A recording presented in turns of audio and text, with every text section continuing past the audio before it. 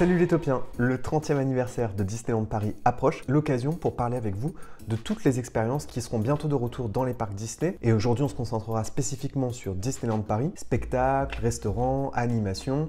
Il faut savoir, et c'est tout à l'honneur de Disneyland Paris, que c'est l'un des parcs qui a fait revenir le plus d'entertainment proportionnellement à son offre avant la crise Covid. Le parc a toujours essayé depuis la réouverture de faire revenir quelques spectacles emblématiques, de faire fonctionner son parc à peu près normalement. Il y a des parcs qui ont mis beaucoup plus de temps. Par exemple, Walt Disney World ne fera revenir sa parade qu'en mars et il manque encore beaucoup de spectacles qui ne sont pas revenus dans des parcs comme Disney Hollywood Studios ou Animal Kingdom. Je vous parle même pas du parc californien Disneyland Resort qui n'a jamais vu revenir sa parade Magic Happens qui avait fait seulement que 2 semaines de représentation. Et donc, à l'occasion du 30e anniversaire, la destination européenne, Disneyland Paris, a décidé de faire revenir la plupart de ses entertainments, de ses divertissements et je vous propose qu'on fasse un point ensemble sur tout ce qui sera revenu dès le 6 mars, dès le jour du lancement du 30e anniversaire à Disneyland Paris. C'est parti! Alors depuis quelques jours, vous le savez, la Disney Stars on Parade, elle est de retour à Disneyland Paris dans une version un petit peu remodelée puisqu'il y a eu l'ajout du char des princesses qui avait circulé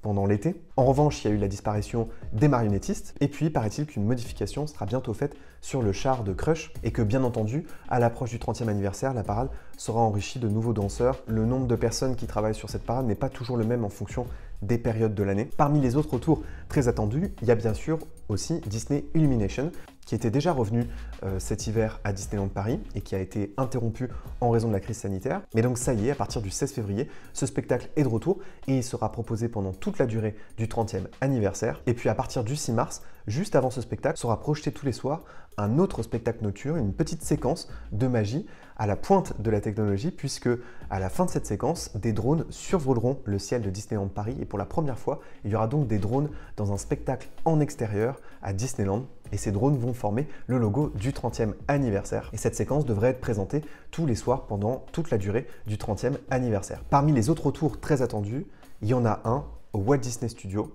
c'est le retour de Mickey et le magicien. Ce spectacle, il avait disparu depuis le premier confinement en 2020. Dans cette salle, il y avait seulement que des mythes et des rencontres avec les personnages de ce spectacle, mais le spectacle n'était pas revenu au Walt Disney Studios, ce qui faisait que le Walt Disney Studios avait perdu toute son offre de spectacle. Mais ça y est, pour le 30e anniversaire, Mickey et le magicien est enfin de retour et je pense que c'est un spectacle à ne surtout pas manquer dans les parcs Disney puisque c'est une sorte d'hommage à toutes les grandes comédies musicales que Disney a mis en scène à Broadway ces dernières années. Au Walt Disney Studios, il y avait quand même eu le retour de Animation Celebration avec les personnages de la Reine des Neiges. Ils sont là aussi de retour pour le 30e anniversaire. Je trouve que ce petit show qui est vraiment assez modeste est très bien conçu et je pense que c'est le meilleur moyen pour les enfants d'apprécier leur rencontre avec les personnages sans trop attendre puisque bien entendu il ne s'agit pas d'une rencontre à personnages à proprement parler. Et en revanche, le spectacle moteur-action semble définitivement abandonné et ne semble pas de retour au Walt Disney Studios. C'est pas le seul spectacle emblématique qu'on a perdu, puisque c'est le cas aussi pour le spectacle du Disney Village, le fameux Wild West Show, qui a aussi malheureusement disparu. Et je m'interroge aussi sur l'avenir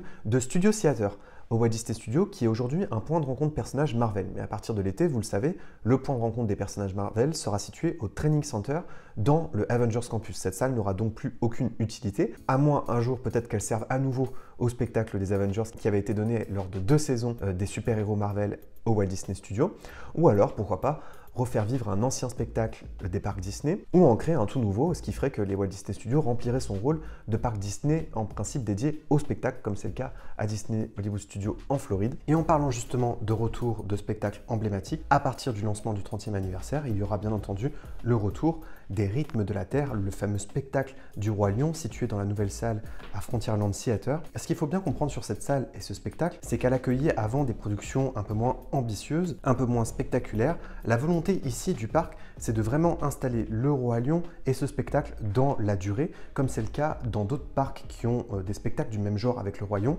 c'est-à-dire Festival of Lion King à Animal Kingdom et à Hong Kong Disneyland. La scène a été spécialement conçue pour l'occasion. Le parc, comme tous les autres parcs Disney, mise énormément sur le retour des comédies musicales dans les parcs, ce qui est une nouveauté de la période qu'on traverse en ce moment, car c'était pas forcément le cas avant. Et donc ce spectacle est parti pour durer et pour revenir régulièrement dans les parcs et pour être installé comme étant une attraction emblématique de Frontierland. Et je vous avoue que moi je ne peux que souscrire à ce genre de stratégie, puisque finalement les comédies musicales sur Broadway peuvent parfois durer des années. On sait que ce sont des spectacles spectacle complexe, des costumes ont été spécialement créés pour l'occasion, tout est chanté en live et je pense qu'il faut sans cesse réserver un espace scénique de ce type dans les parcs Disney. Ce sont des spectacles qui sont toujours extrêmement populaires et quand on voit le succès justement de Festival of Lion King depuis tant d'années à Animal Kingdom, on n'a qu'une envie, c'est que finalement ça continue chez nous aussi.